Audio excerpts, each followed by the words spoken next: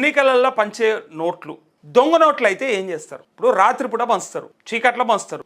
ఇచ్చేటోడు ఓపెన్గా ఇయ్యాడు, తీసుకుంటాడు ఓపెన్గా తీసుకోడు. ఇస్తే అనామతం మడత పెట్టుకొని అప్పుడే జేబులో పెట్టుకొని లోపలికి పోతాడు. ఒకవేళ ఎవడన్నా అర్ధరాత్రి 12 దాటిన తర్వాత అంటే తెల్లారి 7 నుంచి 10, 11 గంటల మధ్యలో ఓట్లైనకి పోతారు కదా, అంత పొద్దుగాలైతే ఏ షాపులు తీయరు, ఎక్కడ కూడా ఆయన మార్చుకోవడానికి ప్రయత్నం చేయడు.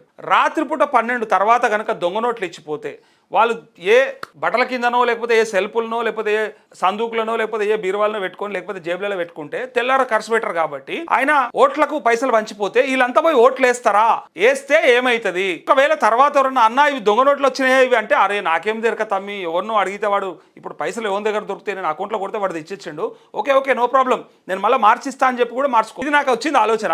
అంటే ఇది నేను ఎవరికి చెప్పలేదు, ఇట్లా ఎయ్యరని చెప్పలేదు. కానీ దొంగ నోట్లు ఇస్తే ఏ నోడు ఉంటే ఓటు ఏ నోడు ఉంటే వచ్చి అడగడు. ఓటేసి బరాబర్ ఏమైనా దొంగ నోటు ఇచ్చినామంటే అరే నాకు ఎరకలేదని చెప్పొచ్చు, నేనేం దొంగ నోట్లు వంచటోని కాదు కదా, నేనేం చపాంచటోని కాదు కదా అంటే అయిపోయి రానోడు అటే పోతాడు, వచ్చినోడికి మళ్ళీ మార్చవచ్చు. ఏమనంటే మళ్ళీ నేను ఇచ్చినాయినా తమ్మి అవి నేను ఇచ్చినాయినా నిజమా అది ఓడిచ్చిపోయిండు, మళ్ళీ నేను గత మంచి నోట్లు ఇచ్చిపోతున్నావు నాన్న పడితే ఓళ్ళు రాలేదు నా దగ్గర కానీ అడిగే అవకాశం ఉంది.